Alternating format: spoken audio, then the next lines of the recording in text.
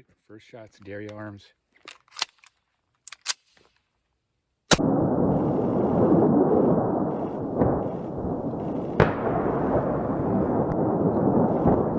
Ladies and gentlemen, it's back. This, of course, is the Derya Melik. If you haven't seen my first video on this, this is the one that had the hideous kind of dremeling, grinding situation going on inside the frame. Some people suggested, by the way, that, oh no, you're overreacting. It's just a place with some missing coating. You know, maybe get some aluminum black, fix it. I wish it were that simple. I would have done exactly that if that's what it was, but that's just not the case. It was hand dremeling. It was badly done. There were aluminum shavings inside the pistol. There were crooked lines in there, and the manufacturer clearly agreed because they thought that it was beyond repair and actually sent me a replacement. That's what this is. First, a couple of notes on dealing with Rock Island customer service. It wasn't great, but not absolutely terrible either. So the website recommends that you reach out to them by email if you have a customer service concern, and that makes sense, of course, because they're going to ask for photos anyways. You may as well just start with that step instead of calling, and then they're going to ask you for photos, et cetera, et cetera. So I went ahead and did that. After several days, I didn't hear anything back. I figured, okay, well, I'll give them a week, and if I hear nothing back, then I'll call. Maybe I didn't provide them with enough information or whatever else. It did end up being that week, so I did call them, and they said, no, we have everything that we need, et cetera, et cetera. You'll be hearing from us tomorrow. They're just kind of discussing as far as what we should do about it. And sure enough, I did.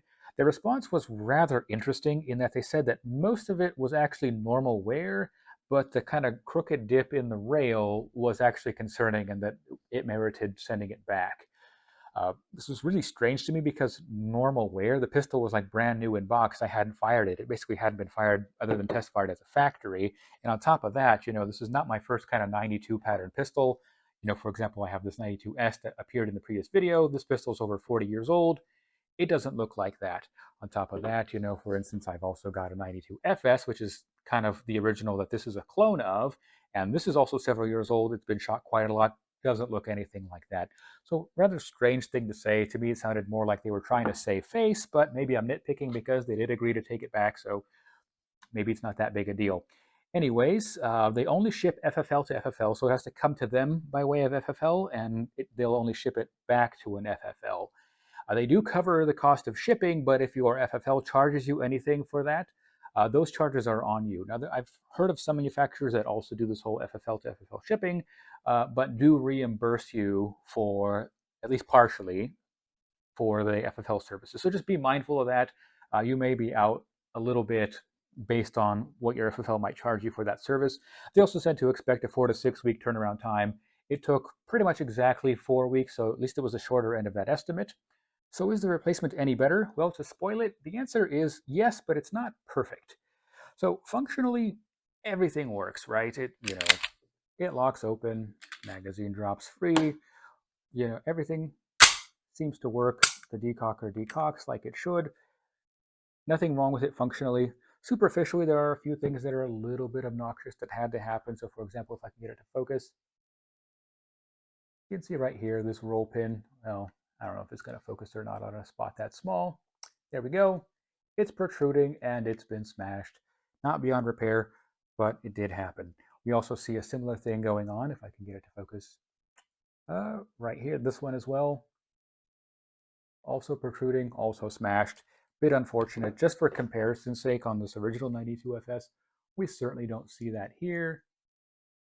And we certainly don't see that on the safety lever. Let me focus on that spot for you real quick, in case you don't believe me. So again, unfortunate, but we also have to consider the price, and it hasn't affected functionality thus far, so there is that. But our main concern, of course, would be the internal. So let's take a look at those real quick. First of all, it comes apart much easier than that last one did too, so that certainly is a good sign. The slide, focus, is completely adequate. There's nothing wrong with it, no concerns that I could find, which was the case for that first one too. I didn't see anything wrong with that slide assembly, but that's all good. And the frame is pretty good too. I wouldn't say it's utterly perfect, but you can see at least here the line is straight. And we also don't see a lot of this hideous dremeling that we saw on that first one. You can kind of see here. There's a spot of missing finish right there.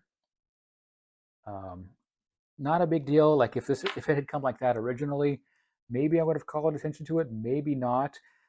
But I certainly would not have sent it back over something like that. I would have been much more satisfied if this was it. Oh, by the way, these grips, they are not original. I just, for some reason, the original ones, they're just hideous as far as I'm concerned. Not that these are gorgeous, but it's a bit more kind of neutral looking. I just had them on hand, so I figured why not. But in any case, it does show that aftermarket 92 grips will fit on this because they did fit perfectly. I didn't have to do any sort of fitting of the grips or anything like that. So overall, the construction seems completely fine now. This is, for the money especially, completely adequate pistol. Next question is, how does it shoot? And in this regard, I was actually genuinely impressed. It shoots very well. I mean, to a degree that I would say is, to be honest, that completely indistinguishable from shooting the genuine article. If you shot these side by side, you would not be able to tell the difference. The same reliability. I only ran 120 rounds through it. Most of that was S&B 115 grain full metal jacket. I also did a box of they were Remington Gold Saber 124 grain hollow points. It ran it all perfectly. I did it with a factory magazine, but also with a couple of surplus GI mags, some commercial Beretta mags that I had bought. It all ran fine, so I'm pretty happy with the way it shoots. Will it hold up over time? Obviously, I don't know. I'll certainly do an update if anything ends up breaking. Now, the plus side to these, as opposed to some of the other clones like your Gearson, is you have kind of more complete parts interchangeability with an original 92FS, and so if something goes wrong, you don't necessarily have to send it away for a month or a month and a half. You could fix it yourself. It might be cheaper to do it that way. It might be easier to do it that way. So at least there is that. So overall, not too terrible, at least with the second one. Would I recommend it? I would say only if like you can't afford an original. So in the case, if you can afford the original, get it. I think you, generally speaking, there's a little bit more attention to detail, a little bit more in the way of build quality. But if you cannot, because these are only 3 bills, you can't even get a used Beretta for that. Probably not even close. So for that reason, I think it kind of makes sense. If you can't afford the original, get it. If not, I don't think it's absolutely necessarily terrible. If you do get one that is defective, it looks like Rock Island will take care of you, albeit not super enthusiastically, but nonetheless, they'll get it done. So overall, it's all right. It's all right. Is it better than original? Is it just as good? I would say it's not quite as good because there are little quality issues that I hadn't quite seen on a real Beretta before. But overall, yeah, not bad now. I guess that's really it. Thank you for watching as always.